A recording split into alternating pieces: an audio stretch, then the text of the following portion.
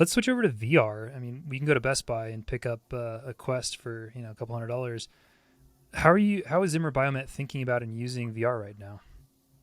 Yeah, well, again, it's so easy now to get into VR. I want to encourage everyone, if anyone's listening and hasn't tried it out, go for it because the barrier to entry is so low. Um, and that's a great thing because we want more people using it and more people being comfortable with it and more people adopting it. So Hmm. the way we generally use it is in this small little town in the middle of Indiana, Warsaw, Indiana, uh, is where our manufacturing and a number of medical device companies manufacturing plants are. That's if you look into Warsaw, the history of Warsaw, there's a it's funny how many orthopedic companies have spun off from this small little town. But and if Interesting. you drive through, it's still a small town. There's no doubt about it. But it has such a cool history to it. Anyways, that's where we have our headquarters. And so we have a fleet of headsets that stay there that we basically loan out as necessary. So generally, our salespeople will contact us and say, hey, I have an event coming up. I want to show off blah, blah, blah procedure with blah, blah, blah surgeon. So there's a whole request form. Uh, and we, overnight them a headset and or two or three or whatever they need.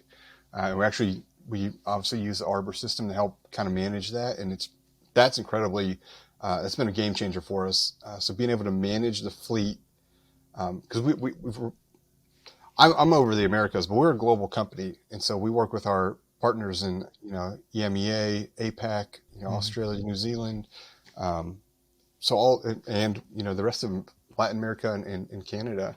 So we have headsets everywhere. So being able to track them, see what like software or firmware versions they are. Um, we just developed another module like just earlier today actually, and it finished. It passed all the routing that it needed to. So it's as simple as a couple clicks, and now that module is live on everyone's headset. It's just incredible. So the salespeople will request those headsets.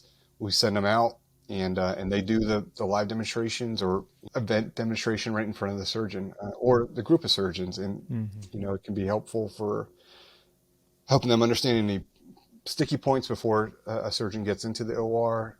It's great for the reps themselves to freshen up on a procedure potentially. Hmm. So that's kind of the everyday use that we have.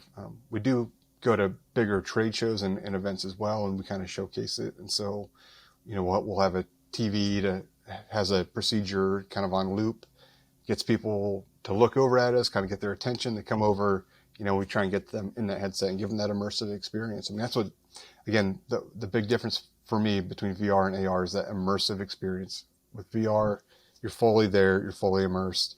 AR it just has a completely different use case, and so you don't need that immersive. You need the pass through, but so I think it's important to get people the experience of what does this feel like, and it's incredible. People, it takes a couple minutes to figure out how do your hands work to grab the tools and all that, but then you start watching people, and you're like, oh, I can figure out what step they are on the Oh, wow. procedure, the way they're like holding their hand or their whatever hand motion they're doing.